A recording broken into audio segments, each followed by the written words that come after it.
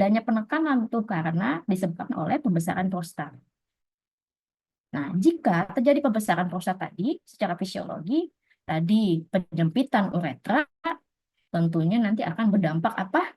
Kalau penyempitan uretra, ada yang mau jawab? Akan berdampak apa? Biasanya akan, kita tahu ya uretra itu kan jalur jalur apa? Jalur urin ya, menuju ke penis untuk akan keluar.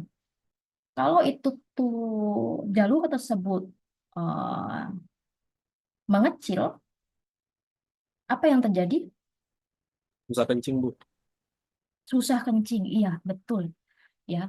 Nah, itu ya karena uretra tadi eh, ter apa ya? Tertekan gitu ya sehingga fisik dari uretra ini pun akan mengecil. Ya, efeknya apa jadinya? Ya itu tadi susah kencing. Kencingnya sedikit-sedikit gitu. Tidak deras gitu ya. Tidak seperti kencing pada biasanya gitu ya. Kemudian selain itu yang susah kencing, kemudian aliran darahnya nggak deras, aliran urinnya nggak deras.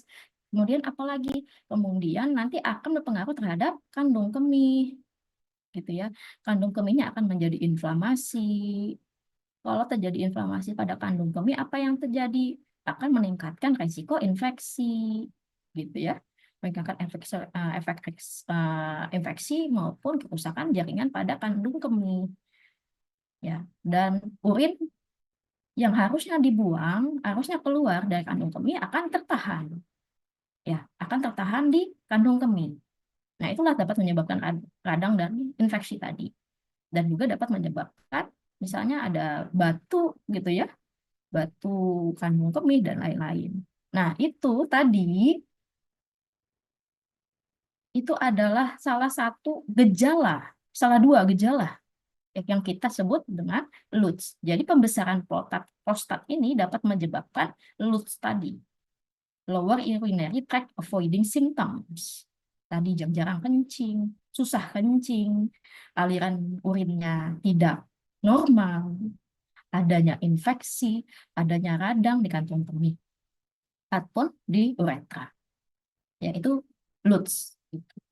Dan perlu juga diketahui bahwa pembesaran prostat ini dia tidak bersifat ganas atau cancer. Dia bukan cancer. Kita sebut dengan benign gitu ya, atau neoplasma. Itu adanya pembesaran aja gitu. Yang awalnya cuman sebesar bola atau sebesar uh, koin ya. Kita Indonesia udah nggak punya koin lagi ya. Indonesia nggak punya koinnya, koin segini jadinya lebih besar lagi gitu. Nah, itu pembesaran. Nah, pembesaran itu tuh dia tidak bersifat ganas seperti kanker, tapi dapat menurunkan kualitas hidup karena menimbulkan gejala-gejala yang tadi. Ya.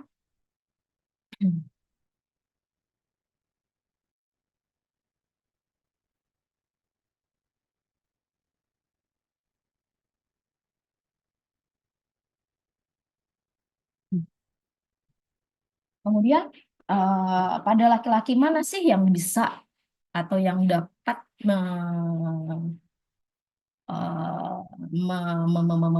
mendapatkan penyakit pembesaran prostat ini, ya?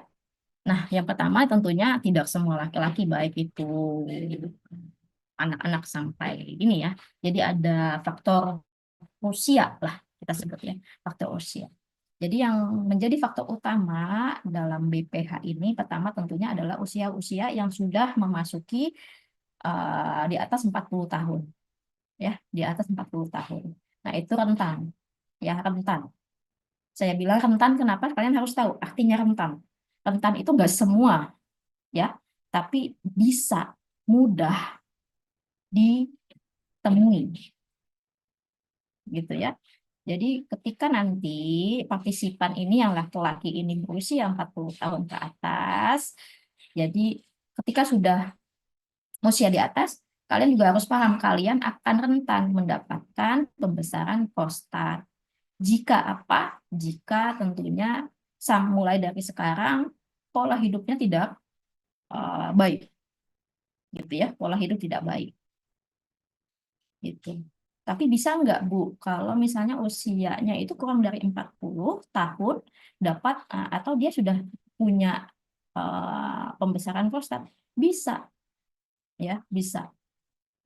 Jadi bukan hanya usia 40 tahun saja ke atas yang dapat menjadi resiko utama, tapi juga adanya perubahan hormon yang terjadi itu juga dapat mempercepat eh,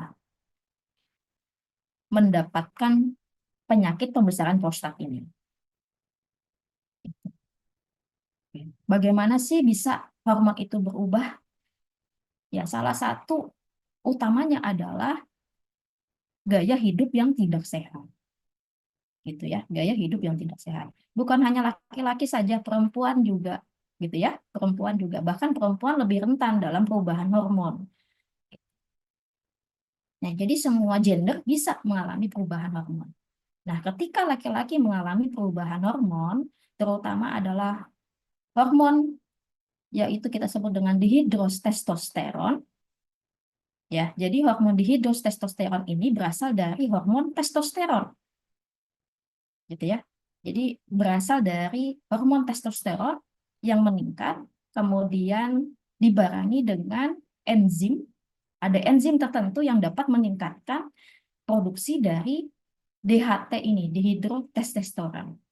Semakin tinggi, semakin meningkatnya DHT pada di dalam darah, maka resiko pembesaran prostat akan terjadi. Ya.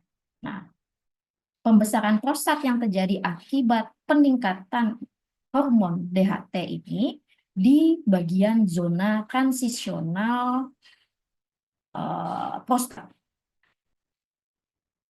Nah, akhirnya ketika terjadi pembesaran, tentulah tadi adanya hambatan saluran kemih dan timbullah gejala Lutz tadi, gitu ya, Lutz tadi. Nah, kalau misalnya ke usia yang lebih tua, gitu ya, tadi ya di atas 40 tahun kok bisa, gitu ya, memiliki risiko utama berkaitan dengan proliferasi sel.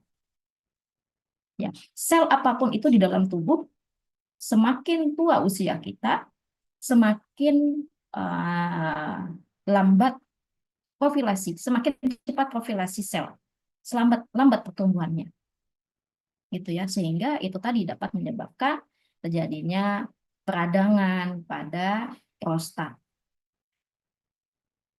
dan timbullah gejala-gejala Lutz tadi. Ya, ini etiologi dari BPH. Nah, secara patofisiologi, kita kembali dulu ke secara fisiologi. Ya, kalau dari prostat tadi saya jelaskan dalam posisinya. Tapi di prostat ternyata secara fisiologi terdapat 3 tipe jaringan. Ya, tiga tipe jaringan. Yang pertama, jaringannya itu adalah epitelial atau yang kita sebut dengan granular. Kemudian ada tipe atau jaringan stromal atau kita sebut dengan usus, sorry, sorry, stromal atau otot polos, ya, otot polos, dan jaringan yang disebut namanya kapsula atau kita sebut kapsul. Nah, di antara jaringan stromal dan kapsula, ya, dua jaringan ini berkaitan dengan reseptor alfa 1 adrenergik. Ya, alfa 1 adrenergik. Kalian harus garis bawahi. Jadi reseptor ini nanti yang akan juga mempengaruhi terjadinya pembesaran prostat. Kemudian selain reseptor alfa 1 adrenergik, ternyata tadi ada juga yang DHT tadi. Ya, DHT ini adalah hormon. Ya, hormon. Dan yang ketika kalian mendengarkan apa penjelasan saya, jadi DHT ini kan tadi hasil konversi dari hormon testosteron oleh enzim. Apa enzimnya? Enzimnya ini adalah kita sebut dengan 5 alfa reduktase. Nah, testosteron sudah pasti ada nih di dalam laki-laki gitu ya. Nah, tapi ketika testosteron meningkat, kemudian ada peningkatan juga dari enzim 5-alfa reduktase, maka DHT ini diproduksi lebih banyak. Nah, DHT ini ya dihidrotestosteron ini dia akan menjadi growth factor dari uh, radang dari inflamasi sehingga dapat memproliferasi sel prostat dan akan menyebabkan hiperplasia prostat. Ya, dapat menyebabkan pembesaran prostat. Jadi ada tiga ya, ada tiga nih yang harus kita garis. Nah, berasal dari reseptor ini, dari hormon dihidrotestosteron, dan dari enzim 5-alfa reduktase. Nah, ada tiga penyebab di sini.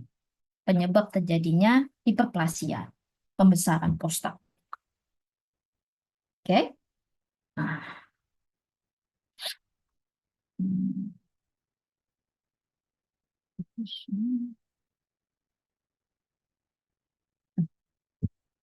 kalau kalian lihat di slide juga, ya, di slide ini, gambar di slide di sini adalah menjelaskan tentang patogenesis dan temuan-temuan klinik lainnya. Tadi saya jelaskan ada yang berkaitan dengan hormon, kemudian juga ada yang berkaitan dengan inflamasi atau penurunan imun, dan ada juga berkaitan dengan penyakit-penyakit metabolit. Jadi bukan hanya hormon sama faktor umur saja, tapi ternyata timbulnya BHP ini bisa juga dari kondisi pasien tersebut. Apakah pasien ini mengalami inflamasi gitu ya, atau banyaknya kadar inflamasi di dalam tubuh karena penurunan imunnya, atau ada juga kah pasien tersebut memiliki penyakit-penyakit metabolik lainnya. Nah, ada ternyata penyakit-penyakit metabolik ini yang dapat menyebabkan terjadinya em, pembesaran prostat. Oke, nah, kita bahas dulu yang hormonal atau pengaruh hormonal. Tadi saya sudah jelaskan secara singkat, ya. Ketika kadar testosteron atau ketika adanya konversi testosteron melalui 5-alfa reduktase, maka dapat menyebabkan peningkatan hormon dehidrotestosteron. Nah, dehidrotestosteron yang terproduksi ini dia akan berikatan dengan androgen reseptor di dalam sel prostat, terutama di zona transisional. Ikatan yang terjadi, ya, ikatan yang terjadi ini dapat menyebabkan peningkatan androgen di dalam tubuh. Nah, androgen yang ada di dalam tubuh ini akan menginisiasi estrogen reseptor. Ya, ketika ada inisiasi androgen terhadap estrogen reseptor, maka akan memproduksi dan mengeluarkan peptide growth factor. Ya, jadi protein-protein growth factor seperti IGF-1, EGF, FGF, yang dimana ketika terjadinya produksi dari growth factor ini dapat meningkatkan inflamasi, dapat mempercepat proliferasi sel maupun otot. Ya. Nah, itulah nanti akan menyebabkan pembesaran pada stromal, ya, pada otot polos di daerah prostat. Ya, begitu. Nah, tadi berkaitan dengan estrogen dan androgen ya tadi ya. Nah, kalau kita tahu androgen dan estrogen ini itu dimiliki dari semua dan gender punya. Jadi bukan hanya perempuan saja yang memiliki estrogen. Ya, perempuan pun juga memiliki androgen. Nah, sama juga dengan laki-laki. Tapi kapasitasnya saja yang berbeda. Kalau laki-laki lebih tinggi androgennya, kalau perempuan estrogennya yang lebih tinggi, gitu ya. Nah, balance-nya di dalam tubuh ini, laki-laki balance-nya di sini adalah ketika androgennya tinggi, nah, estrogen harus rendah. Nah, terjadinya inisiasi tersebut, ketika terjadi inisiasi tersebut, ya, androgen maupun estrogen itu akan meningkat, gitu. Bahkan cenderung estrogen yang meningkat. Nah, itulah sebabnya dapat meningkatkan pengeluaran peptide growth factor ini, gitu ya. Nah, ujung-ujungnya tuh yang menyebabkan siapa? Yang menyebabkan itu adalah hormon DHT, ya, hormon DHT atas 5 alfa reduktase enzim, ya, enzim 5 alfa reduktase. Oke. Nah, selain hormon DHT, selain peningkatan hormon DHT, ternyata ada enzim lain, ya, ada enzim lain selain 5 alfa reduktase yang dapat menyebabkan pembesaran stromal tadi, yaitu adalah enzim P450 aromatase. Ya. Ketika enzim P450 aromatase ini meningkat, maka terjadilah juga peningkatan aromatisasi dari androgen menjadi estrogen. Nah, tadi sudah saya sempat juga ceritakan ya. Itu ternyata ketika adanya enzim yang terlalu banyak di P45 aromatase ini juga dapat menyebabkan perubahan androgen menjadi estrogen. Sehingga kadar estrogen ini banyak meningkat di dalam darah laki-laki. Nah, estrogen yang meningkat ini dia akan berikatan dengan androgen dengan estrogen reseptor di dalam prostat. Ya, karena ya tadi sel estrogen bebas dalam darahnya banyak, pasti tentu dia akan berikatan dengan estrogen reseptor. Nah, semakin banyak estrogen yang berikatan dengan reseptor, dia akan mempengaruhi ekspresi gen, ya, melalui ekspresi gen. Tadi dapat menyebabkan peningkatan peptide grow up factor, kemudian dapat menyebabkan peradangan, atau bahkan dapat menyebabkan apa? Perubahan ekspresi gen ini dapat menyebabkan eh, gejala fisik yang timbul selain prostat, gitu ya. Contoh gimana? Misalnya ada pasien-pasien yang memiliki laki-laki yang memiliki kadar estrogen yang tinggi. Jadi bukan hanya pembesaran prostat saja, tapi juga mengalami pembesaran lainnya, terutama apa? Terutama pada payudaranya, bagian dada, maksudnya ya, bagian dada. Jadi ada beberapa laki-laki atau pasien laki-laki yang memiliki payudara gitu. Sebenarnya bukan payudara bris ya, tapi dada yang membesar menyerupai perempuan. Gitu. Nah, itu bisa didetek, oh, apakah estrogen dalam darahnya ini nih meningkat atau tidak, gitu ya. Nah, tapi kalau misalnya diasumsikan udah pasti meningkat estrogennya. Gitu. Oke, jadi estrogen yang meningkat itu juga dapat mempengaruhi peningkatan produksi maupun sekresi dari peptide growth factor dan akan menyebabkan proliferasi dari sperma sehingga terjadilah pembesaran, gitu ya. Ujung-ujungnya nanti adanya tentu timbulnya gejala Lutz tadi. Kemudian yang selanjutnya yaitu adalah adanya penurunan imun atau inflamasi yang sudah ada pada pasien tersebut. Ya, ternyata ketika pasien mengalami peradangan atau ada inflamasi dari itu infeksi bakteri kah, dari pola makan yang tidak benar kah, dari hormonal kah, ya, atau ada penyakit urin lainnya, ya, atau autoimun, gitu ya. Pasien yang memiliki autoimun, dia akan dapat mempercepat atau peningkatan proliferasi dari sel imun, terutama pada sel limfosit, makrofag, dan granulosit. Ketika ada proliferasi terhadap sel imun yang tiga ini, Ya, fungsi kita tahu fungsi limfosit, makropak, granulosit, kita tahu dia akan memakan ya zat asing. Ya, dia merupakan patogenesis ya, patogenator dalam tubuh sel ini. Ketika tiga sel ini tidak normal, tentunya kerjanya mereka pun juga tidak bisa bekerja.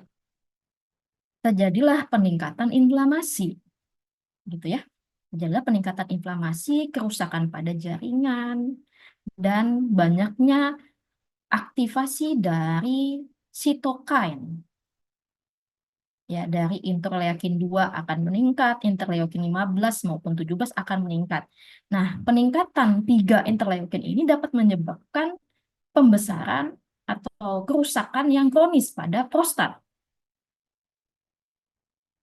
Ya, kerusakan kronis pada prostat kemudian juga dibarengi dengan growth factor dan penurunan dari apoptosis.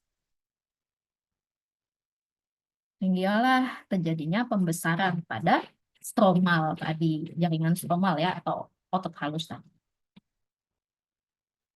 Kemudian dari gangguan metabolik, gitu ya. Nah, kalau misalnya pasien tersebut juga memiliki penyakit metabolik, terutama pasien dengan dislipidemia, kadar lipid yang tinggi, kemudian hiperglikemia, DM, gitu ya, hiperurisemia, hipertensi, itu dapat menyebabkan atau dapat beresiko terjadinya BPH. Ya, dapat menyebabkan resiko rentan terdapat atau mendapatkan penyakit BPH. Kenapa demikian? Gitu ya. Kenapa kok bisa gitu? Nah, pada penyakit-penyakit metabolik ya, dia akan berhubungan dengan apa? Pembuluh darah ya, dengan pembuluh darah. Ketika suplai atau ketika pembuluh darah menurun, maka suplai atas oksigen juga menurun menuju prostat. Sehingga apa? Sehingga prostat ini akan kekurangan oksigen dan dapat menyebabkan stres oksidatif. Ya, karena kekurangan oksigen tadi, karena pembuluh darahnya terhambat. Gitu ya. Karena terjadinya stres oksidatif di prostat, kita tahu prostat kan daerah bawah ya, paling bawah. Pasti dia nggak keduluan dapat oksigen gitu ya. Nah, ketika terjadinya stres oksidatif, timbullah juga akan peningkatan inflamasi. Ya, kalau kita bicara tentang stres oksidatif, tentu inflamasi juga akan meningkat. Nah, seperti itu. Kemudian selanjutnya bukan hanya berkaitan dengan pembuluh darah saja, tapi juga berkaitan dengan aktivitas dari sistem saraf pusat, terutama simpatetik, gitu ya, yang ada di otak. Yang dimana ketika adanya peningkatan simpatetik dari nervous system akan menstimulasi alpha 1 adrenergic receptor yang ada di tengah-tengah stromal dan kapsul.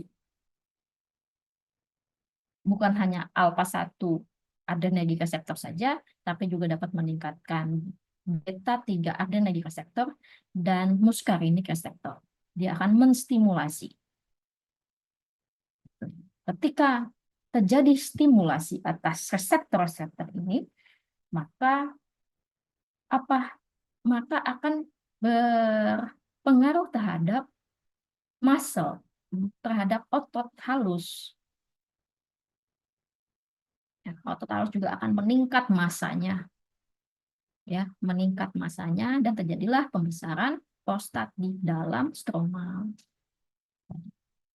Ya, nah begitu kira-kira kisah patogenesis dan temuan klinikal. Kalian akan bisa baca ulang di video ini. Ya, silahkan di cap screenshot atau gimana. Oke. Nah, selain patogenesis yang 3 tadi, ternyata ada obat menyebabkan ya yang dapat menyebabkan LUT atau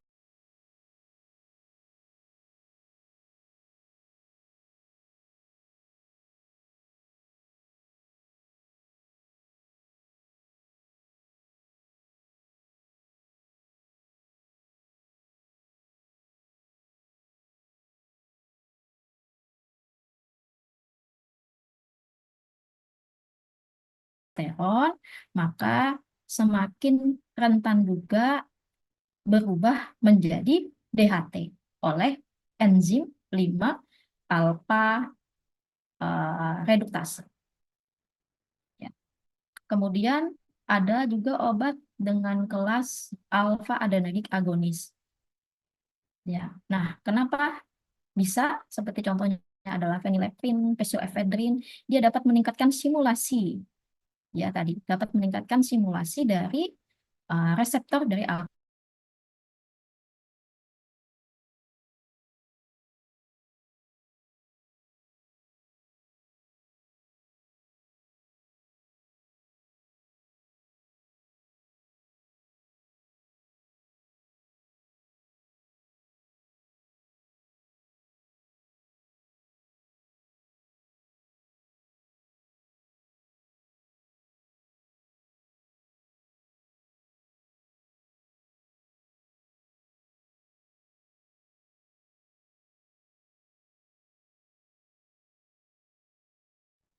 Kemudian minum diuretik, apa jadinya?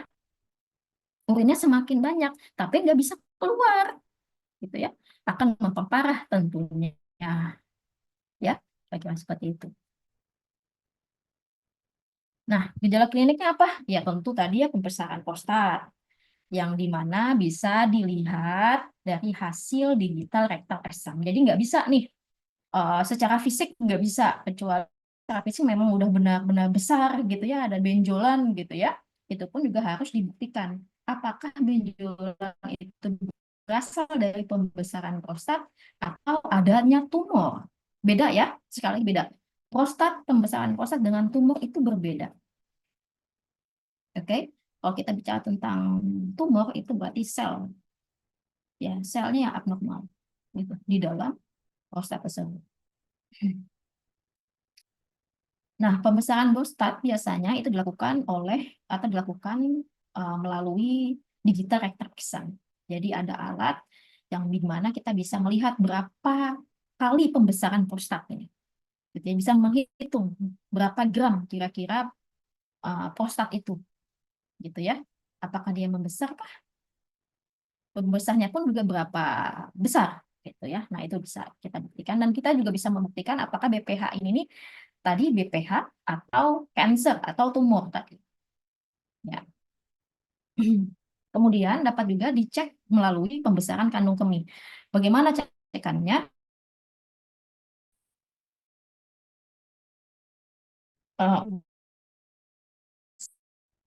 USG, ya USG.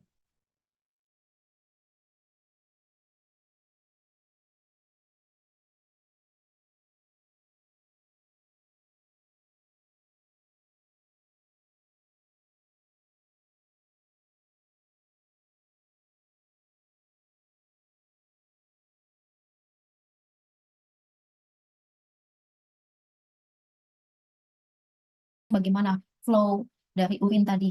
Ya, apakah tersendat-sendat, apakah kecil gitu ya, atau normal, ataupun bahkan tidak bisa kencing, gitu ya, kesusahan untuk berkemih. Nah, itu kita bisa buktikan. Nah, gejala klinis ini pembuktiannya untuk bisa meningkatkan atau uh, mempertegak diagnosa, gitu ya, mempertegak diagnosa benar apa tidak BPH, gitu ya, yang didiagnos atau yang dialami oleh pasien tersebut. Karena beda beda treatment kalau misalnya pasiennya ternyata pembesaran prostatnya dikarenakan oleh tumor atau kanker, gitu. Pasti treatmentnya akan berbeda. Itu sudah pasti.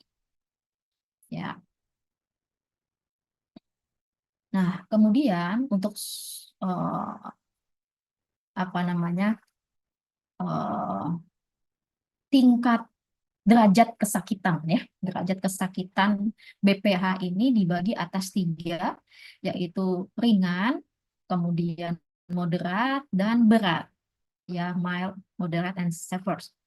Nah, karena dibagi atas tiga bagian, penilaian ini disesuaikan dengan penilaian American Urological Association, yang dimana tentunya simptom AUA ini atau penilaian ini itu harus dinilai oleh dokter berdasarkan simptomnya, berdasarkan gejalanya, gitu ya. Jadi dokter menilai berdasarkan gejala. Nah, semakin banyak gejalanya atau semakin tinggi skornya, maka derajat kesakitannya pun semakin tinggi, alias parah, ya, alias parah, ya. Jadi ada mild, moderate, dan severe. Nah, contoh di sini kalian juga bisa lihat tabel ini di dalam Pharmacotherapy Handbook ya. Kalian bisa baca sendiri. Kemudian tujuan terapinya bagaimana? Tujuan terapi baik itu semua derajat kesakitan, tentunya tujuannya adalah mengurangi gejala, kemudian meningkatkan kualitas hidup, kemudian mencegah komplikasi, dan terakhir tentunya untuk menghindari tindakan pembedahan. Jadi sebelum ditegakkan atau sebelum diberikan keputusan bedah harus ada terapi lainnya, treatment lainnya. Karena kalau kita tahu ya, segala bentuk tingkat pembedahan itu pasti ada konsekuensi, gitu ya. Ada konsekuensinya. Konsekuensinya itu lebih berat dibandingkan dengan treatment menggunakan pengobatan, dengan penggunaan obat. Nah, khusus untuk BPH harus dihindari bedah ini. Jadi opsi terakhir, kita sebut dengan jadi opsi terakhir. Kalau tidak ada lagi opsi, atau misalnya obat dalam bentuk apapun sudah tidak mempan, barulah opsi terakhirnya adalah bedah. Bedah pun juga harus diambil jaringan prostatnya, gitu ya. Seperti itu. Ketika di jaringan prostat itu akan diambil, tentu nanti secara fisiologi tubuh laki-laki pun juga akan kurang, gitu ya, jadinya tidak normal lagi. Nah, seperti itu. Ya. Nah, ini ada algoritma pengobatan berdasarkan derajat kesakitan. Ya, kita bahas dulu yang paling ringan. Yang paling ringan di sini, ketika pasien yang mengalami BPH dengan gejala yang ringan, apa treatmentnya? Treatmentnya di sini kita lihat algoritmanya bilang adalah watchful waiting. Dalam artian apa? Dalam artian di sini pasiennya nggak diberikan treatment apapun, ya, tapi ditunggu dan dilihat. Ya, dalam artian di sini, watchful waiting ini bukan hanya ditunggu dan dilihat, tapi non-farmakologi treatmentnya dilakukan. Kita tahu ya, non-farmakologi treatment, apa yang dilakukan biasanya? Kalau untuk non-farmakologi,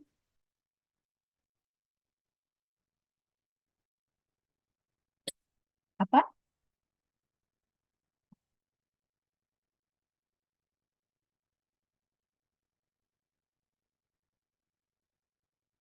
Ya, itu udah pasti. Semua non-farmakologi itu adalah perubahan gaya hidup, gitu ya. Perubahan gaya hidup, diet, nah itu. Ya, apalagi kita tahu BPH ini permasalahannya adalah problemnya adalah hormon. Hmm.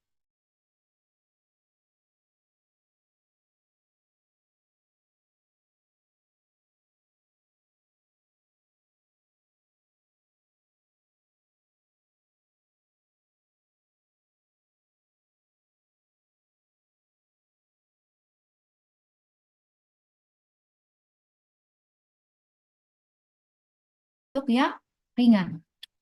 Jadi nggak dikasih obat, nggak dikasih treatment. Ya. Nah, tapi jika BPH-nya dengan gejalanya moderat, kemudian ada komplikasi, meskipun uh, sorry berat, apa namanya moderat, ya, kemudian tanpa komplikasi, dari komplikasi metabolik atau komplikasi infeksi,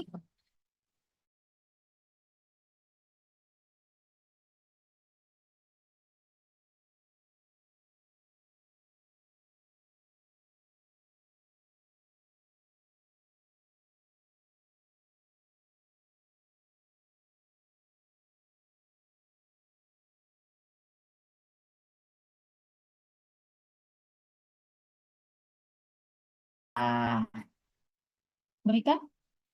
Lini pertamanya yaitu adalah obat alfa adrenergik antagonis. Nah, golongan alfa adrenergik antagonis. Kita berikan obatnya, kemudian kita lihat responnya. Kalau responnya oke, kita lanjutkan. Kalau tidak ada respon, kita bedah. Makanya bedah adalah jalan terakhir. Gitu ya. Kemudian apabila prostatnya lebih dari 30 atau sama dengan 30 gram, ada dua option. Sorry, ada 3 option. Ya. Yang pertama adalah pemberian 5 alfa reduktase inhibitor, ya monoterapi ya, monoterapi ketika dia lebih dari 30 gram pembesarannya. Lihat lagi responnya. Apakah responnya ada atau tidak? Kalau ada, tetap dilanjutkan. Kalau tidak ada respon, cuma monoterapi saja, kita tambah kombinasi, tambah obat alfa adrenergik antagonis. Kalau tidak ada lagi responnya ketika sudah dikombinasi nih antara alfa adrenergik dengan 5 alfa reduktase inhibitor, maka opsi terakhir adalah surgery.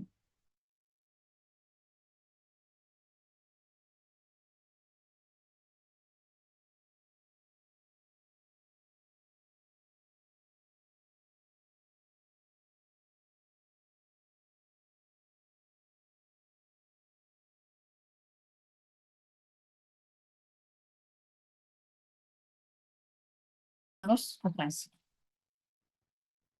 Oke? Paham ya sampai di sini algoritmanya? Nah, sudahlah, paham lah kalian. Kalian sudah praktek juga. Nah, jadi ada obat utamanya. Tadi ada lini pertamanya. Berarti lini pertamanya ada dua. Yaitu adalah alfa 1 atau alfa adrenergic antagonis dan 5 alfa reduktase inhibitor. Tapi ternyata ada obat lainnya juga. Seperti antikolinergik atau beta 3 agonis dan PDE 5 inhibitor. Karena tadi ada enzim-enzim, ya, ada enzim seperti beta 3 agonis reseptor ya, enzim maupun reseptor ya lainnya yang juga dapat terstimulasi ataupun juga bisa kombinasi lainnya. Nah, pada umumnya itu kombinasi nomor 1 dan gitu ya. Nah, kemudian untuk menilai efikasi kita bisa lihat juga dari tingkat nilai dari simptomnya. Apakah simptomnya ini menurun atau tidak? Tadi kita bisa lihat dari AUA tadi ya. Jadi misalnya dia mild, yaitu kurang dari atau sama dengan 7 gitu ya skornya. Kita lihat ketika dia mengalami atau sudah melakukan watchful waiting, ya, watchful waiting, apakah derajat kesakitannya atau skornya menurun atau tidak. Nah, kalau menurun, nah berarti itu efektif. Gitu ya, pengobatannya efektif. Nah, ini tadi watchful waiting. Jadi hanya pasien-pasien tertentu saja, kemudian pasien tersebut juga harus diedukasi gitu ya, kemudian harus di treatment, maksudnya di treatment ini bukan di reassurance ini dalam artian harus diawasi gitu ya, selalu diawasi dan dimonitoring, kemudian adanya perubahan gaya hidup gitu ya untuk menormalkan fungsi hormonal. Nah, untuk modifikasi gaya hidup tentunya ada pengurangan cairan asupan atau asupan cairan ya. Kita tahu kalau misalnya pasiennya ada gejala GERD, tentunya tidak boleh banyak cairan karena urinnya susah dikeluarkan gitu ya. Kemudian menghindari makanan-makanan atau minuman-minuman yang dapat menyebabkan diuretik. Contohnya apa? Contohnya kafein, alkohol gitu ya. Itu kan dapat menyebabkan diuretik gitu ya. Kita akan merasa sering kencing kalau kita minum itu. Kemudian bisa juga menggunakan teknik pengosongan kandung kemih. Biasanya itu nanti slide, di slide, apa namanya, dibedah dulu di bagian eh appendix ya, bukan appendix juga sih, di bagian panggul gitu ya. Kemudian dibuat jaringan yang lain atau misalnya ditembuskan ke kandung kemih supaya urin yang ada di kandung kemih itu keluar melalui saluran yang lain. Nah, itu teknik pengosongan. Kemudian bisa juga melakukan pengupasan uretra, kemudian melakukan pelatihan secara fisik kayak penahanan kantung kemih dan lain-lain, kemudian bisa bisa menambahkan obat-obatan. Contohnya misalnya kalau misalnya pasiennya sembelit, dapat diberikan obat sembelit. Ya, seperti itu. Atau obat-obat gejala lainnya yang dirasakan oleh pasien.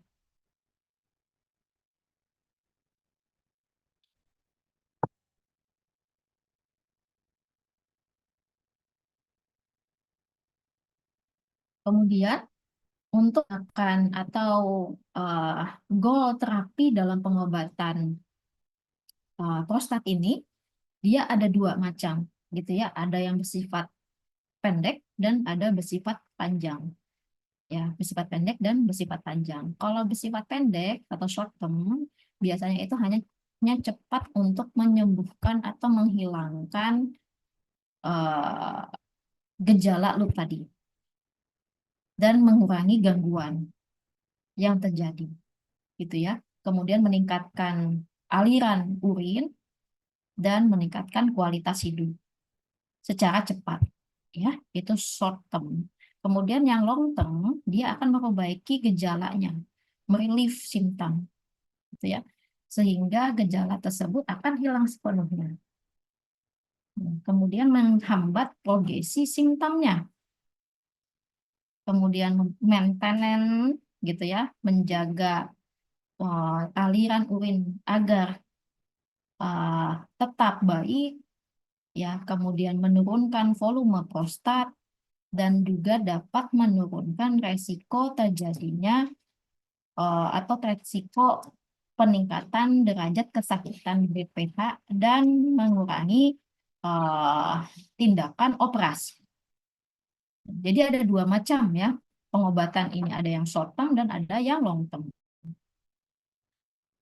Nah, untuk farmakoterapinya tadi, ya, jadi untuk farmakoterapi masuk ke lini pertama seperti tadi alfa adrenergic antagonis, gabungan satu alfa adrenergic protagonis ini, dia ada dibagi atas beberapa bagian lagi. Yang pertama adalah non-selective alpha blocker, kemudian ada selective short acting, kemudian ada selective long acting, ya, karena fokus ke terhadap alpha 1. Kemudian kalau long aktif dia bukan hanya alpha 1 saja tapi 3 tipe alpha 1 lainnya. Ada alpha A, alpha B dan alpha D. Gitu ya kalau misalnya kita pahami lagi. Kemudian ada apa khusus untuk alpha 1A dan juga ada yang khusus untuk alpha 1D. Nah, obat-obatnya bisa kalian baca di sini dan juga bisa kalian baca di farmakoterapi handbook. Nah, ini untuk pengobatan alpha adenergic eh, antagonis, ya, seperti teradosin, seperti doxazosin, ya. Dia atau golongan ini dia menggunakan titrasi, dosis titrasi. Apa maksudnya dosis titrasi? Dosis titrasi ini adalah eh, setiap waktu ada waktu-waktunya, gitu ya. Dosisnya dari yang terkecil sampai yang maksimum. Nah, itu tergantung waktunya. Biasanya kalau untuk waktu pertama sampai di hari ketiga itu yang paling kecil dosnya. Kemudian lanjut ke hari keempat sampai 2 minggu pertama. Kemudian minggu kedua sampai juga minggu selanjutnya. Nah, itu dosisnya ditingkatkan dari setengahnya. Itu ya menjadi setengahnya. Mulai contohnya misalnya terajosin standar yang awalnya 1 miligram, ya, untuk sampai 3 hari, 4 hari kemudian menjadi dinaikkan setengahnya 2 miligram. Kemudian setelah 2 minggu dinaikkan lagi 5 miligram. 7 minggu ke-7 dinaikkan lagi sampai 10 miligram. Nah, seperti itu untuk uh, terajosin. Nah, kemudian ada juga yang dexajosin yang extended release, gitu ya. Dia sama. Dia nggak mengalami menggunakan titrasi, tapi langsung saja menggunakan 8 miligram. Nah, kemudian ada yang selektif seperti alfujosin, tamsulosin, silodosin. Nah, ini pun dia tidak menggunakan titrasi, ya. Nah, untuk keamanan obat, tentunya obat yang alfa 1 adenosine antagonis itu dapat beberapa kontraindikasi, ya, maupun efek samping.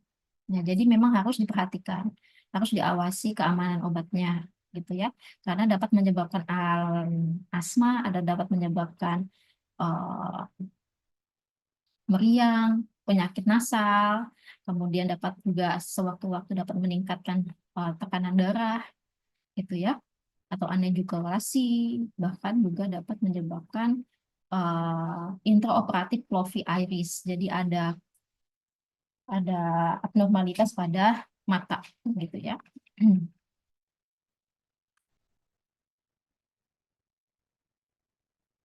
Nah, seperti yang saya katakan tadi, alpha adrenergic blocker itu harus diberikan pada gejala yang moderat ke berat, gitu ya. Gejala ke berat. Kenapa? Karena sesuai dengan penelitian, ketika pasien yang diberikan alpha 1 reseptor antagonis, ada adrenergic antagonis, ada hasil dapat meningkatkan aliran urin, gitu ya, sebesar 20 sampai 40, ya.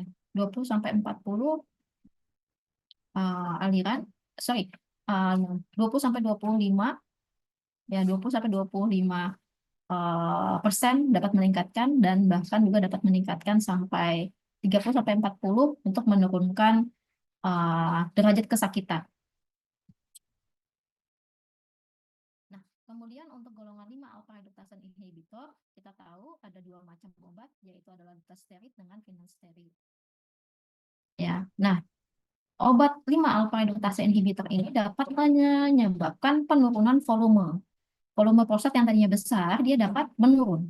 Tapi kalau 5 alpha reductase, ya, 5 alpha adrenergic antagonis, dia tidak dapat menurunkan, tapi dapat menghilangkan gejala LUT tadi. Gitu ya. Itu bedanya antara pengobatan alpha 1 adrenergic dengan 5 alpha reductase inhibitor.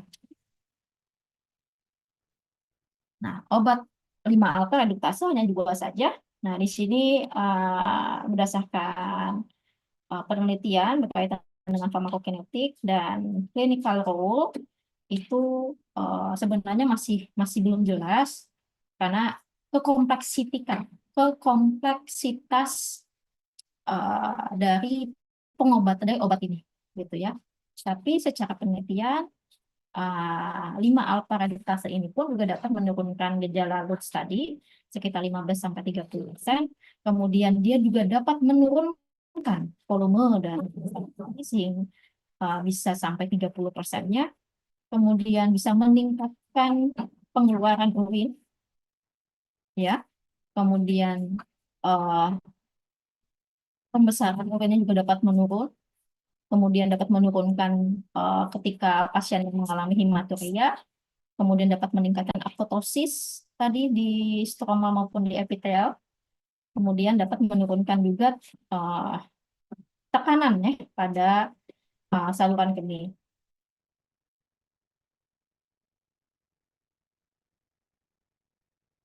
Nah, dalam penelitian ini, ketika pasiennya diberikan finasteride, ya, jadi di sini ada penelitian yang di mana di sini dari 3.016 pasien laki-laki ketika diberikan finasteride, kemungkinan untuk mengalami pemudahan semakin menurun, gitu ya.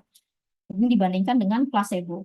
Ketika pasiennya tidak diberikan finasteride, kemungkinan surgery-nya besar dibandingkan dengan dibandingkan pasien yang diberikan finasteride.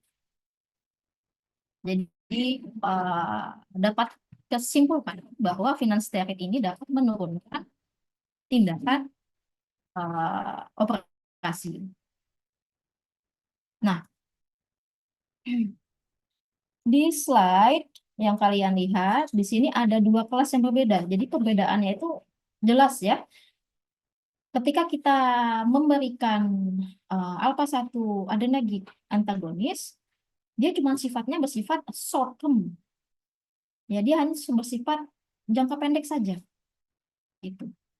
Karena dia hanya memiliki 3 sifat. Jadi alpha blocker itu hanya menurunkan gejala, ya, meningkatkan aliran urin supaya lebih normal, gitu ya, lebih deras keluarnya. Kemudian onsetnya pun dia cepat, gitu ya, dapat meredakan gejala tersebut. Hanya butuh waktu 1 sampai 2 minggu. Dan eh, tadi efektif dalam short term. Simptomatiknya tuh kelihatan progresnya, gitu ya, dalam waktu singkat. Karena dari 1 sampai 2 minggu saja. Nah, tapi hanya sekedar itu. Untuk menurunkan volume prostat, dia akan tetap prostat akan tetap besar, gitu ya, tetap akan prostat besar dan tidak menurunkan resiko terjadinya pembedahan. Sedangkan pasiennya yang diberikan 5 alpha reduktase inhibitor, dia juga dapat menurunkan gejala, dapat meningkatkan aliran atau mengurangi load tadi, meskipun onsetnya nggak cepat, gitu ya. Onset untuk menurunkan, meredakan gejala itu tuh nggak secepat alpha blocker, tapi progresnya itu ada. Bahkan 5 alpha reduktase bisa menurunkan volume, ya, bisa menormalkan prostat dan bisa menurunkan resiko terjadinya efek samping maupun pembedahan tadi, ya. Jadi kita tahu, oh, ini pemilihan yang tepatnya. Tapi dibarengi pun juga bagus. Jadi bareng ini maksudnya dikombinasikan juga bagus. Bahkan bisa mengisi yang kekosongan 5 atau kekurangan dari 5 alpha reduktase tadi kalau kita kombinasikan dengan alpha antagonis blocker tadi. Jadi sehingga bagian-bagian yang semua tadi nih, ya, bagian-bagian ini tuh terpenuhi semua karena hasil kombinasi, gitu ya. Meskipun ada penelitian-penelitian yang masih atau yang masih berjalan sampai sekarang pun ada pro dan kontra ya, apakah monoterapi saja atau kombinasi saja, karena ada beberapa jurnal-jurnal yang menyatakan bahwa kombinasi pun tidak efektif, gitu. Beberapa obat yang masuk dalam kelas baik itu alpha 1 adrenergic maupun 5 alpha reduktase. Nah, contohnya seperti ini. Jadi ada penelitian dari Veteran Affairs Cooperative Study yang menyatakan bahwa dia punya beberapa dibagi atas beberapa kelompok, yaitu kelompok placebo, kemudian kelompok pasien yang diberikan finasteride saja, finasteride tadi ya 5 alpha reduktase, kemudian ada pasien yang diberikan terazosin, itu masuk dalam alpha 1 adrenergic, dan ada kelompok yang diberikan kombinasi antara finasteride dan terazosin. Nah, dari kelompok kesimpulan atau hasil penelitian ini, terazosin ini memiliki skor yang dapat menurunkan tingkat menurunkan skor dari gejalanya dan dapat meningkatkan aliran urin dibandingkan dengan placebo. Ya, kita tahu ya placebo yang tidak diberikan apa-apa. Sedangkan finasteride, ya, dibandingkan dengan placebo itu nggak ada bedanya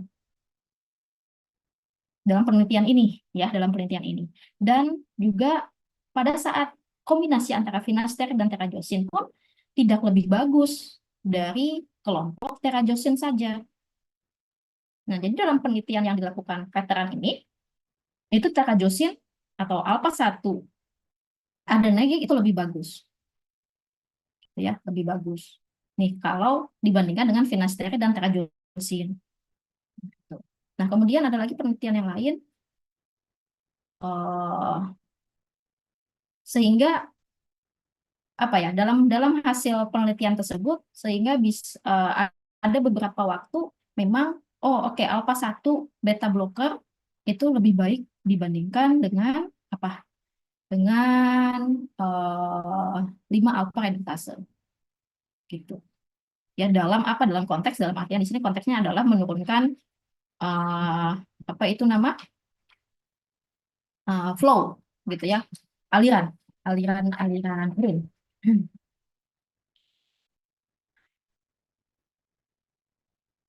Kemudian ada juga lagi efek penelitian lainnya gitu ya, untuk penelitian lainnya untuk mendukung kah atau untuk menghambat atau ya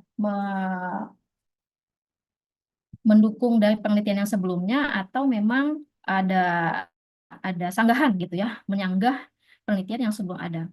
Nah, kita tahu lagi doxazosin itu masuk dalam golongan alpha 1 adenosine ya. Kemudian dibandingkan juga dengan finasteride, kemudian dibandingkan juga dengan kombinasi dua-duanya. Nah, penelitiannya hasilnya apa? Hasilnya di sini sama, malah mendukung dari penelitian yang sebelumnya, yaitu adalah decadoxin itu lebih efektif dibandingkan uh, viranosid secara monoterapi gitu terhadap flow ya, terhadap aliran dan penurunan simptom. Tetapi juga ya selain itu juga kombinasi itu tidak cukup efektif gitu kalau dibandingkan dengan doxazosin. Tapi dalam artian di sini penelitian di sini hanya melihat simptomnya saja ya, sama alirannya saja obatnya. Jadi kalau untuk menurunkan simptom dan menormalkan aliran urin, doxazosin atau golongan alpha 1 adenosine antagonis bisa diberikan secara monoterapi. Nah, kemudian ada penelitian-penelitian yang lainnya yang jauh lebih banyak jumlah pasiennya, jumlah sampelnya gitu ya, dan di eh, di apa namanya dilakukan penelitian secara random control trial gitu ya, secara luas gitu ya, secara banyak, di mana di sini eh, me, me, me, me- apa ya, dua keilmuan gitu ya, dua keilmuan atau dua studi ya, yang dimana di sini medical therapy of prostatnya dan kombinasi gitu ya, and avodan dan tamsulosin. Nah di sini bisa penyetingannya. Nah di sini settingannya di sini monoterapi dengan kombinasi gitu ya antara alpha 1 adenosine dengan 5 alpha reduktase.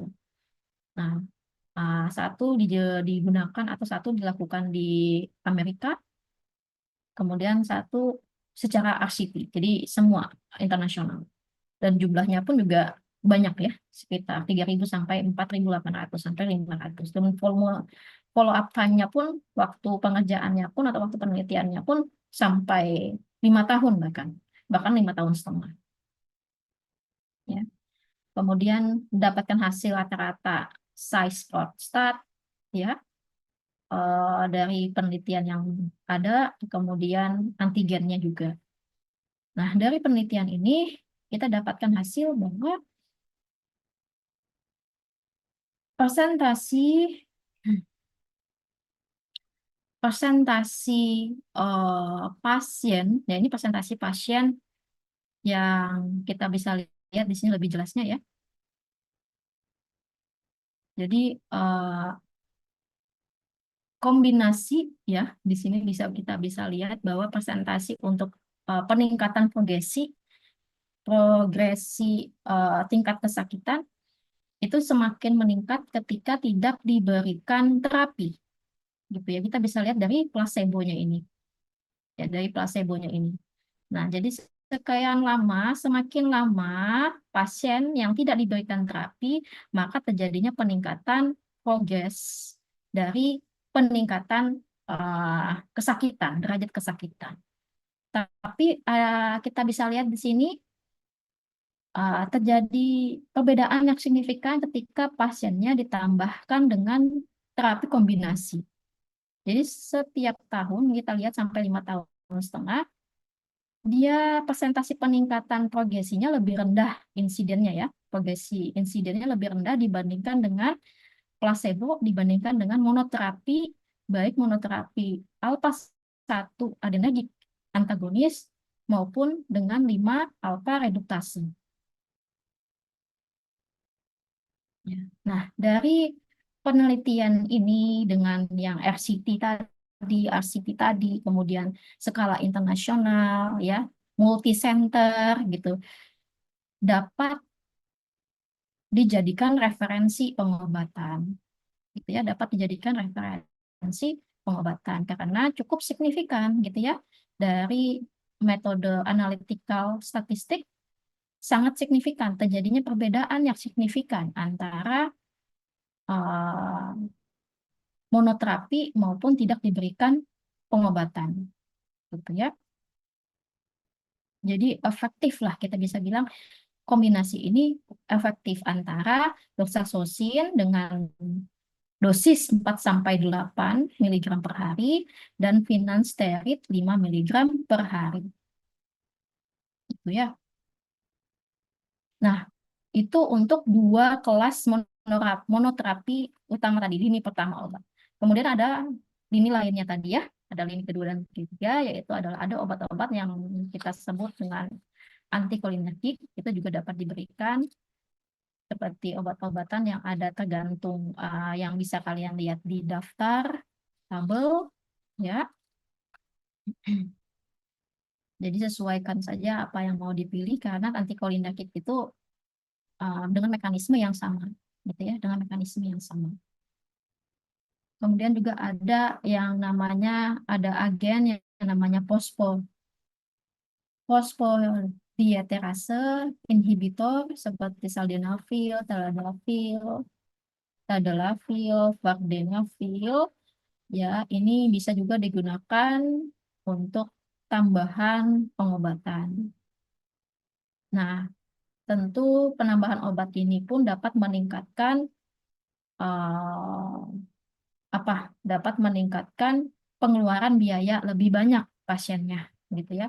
Dan tidak juga sembarangan, tidak boleh sembarangan kita sarankan eh, PSE5 inhibitor ini, gitu. Kenapa demikian? Karena harus ada data laboratorium pendukung, gitu ya. Harus ada data laboratorium pendukung. Ketika ada data laboratorium berupa peningkatan PSE, ya, reduktase 5 reduktase ini, maka harus diberikan agen ini. Tapi kalau nggak ada, kita tidak perlu, ya, tidak boleh, tidak perlu lah. Kita harus bisa mempertimbangkan, gitu ya. Kita lihat juga lagi kondisi pasien, kita lihat juga lagi kemampuan pembayar, kemampuan finansial pasien. Nah, tentunya algoritma terapi tadi kita harus evaluasi ya. Evaluasi lagi secara simptom apakah menurun atau enggak, kemudian ukurannya prostat apakah volumenya menurun atau tidak, kemudian pemilihan terapi dan kita lihat juga responnya bagaimana serta efek samping yang timbul karena setiap obat pasti ada efek sampingnya, gitu ya, efek sampingnya. Jadi harus diamati dan memang eh, pengobatan prostat ini nggak cepat ya, nggak cepat dibandingkan dengan bedah gitu. Kalau bedah udah pasti gitu ya. Tapi memang pengobatannya lama, bahkan bertahun-tahun. Ya, bahkan tadi sampai 5 tahun tadi. Ya, tapi memang memang lama gitu ya. Ibaratnya BPH ini ya ibaratnya itu menopausnya kaum laki-laki gitu ya, menopausnya kaum laki-laki. Kalau perempuan tidak menstruasi gitu. Kalau laki-laki ya pembesaran prostat ini gitu ya. Itulah gejala menopausnya laki-laki. Nah, seperti itu kira-kira. Ada pertanyaan sampai di sini? Capek juga ya. Ada pertanyaan?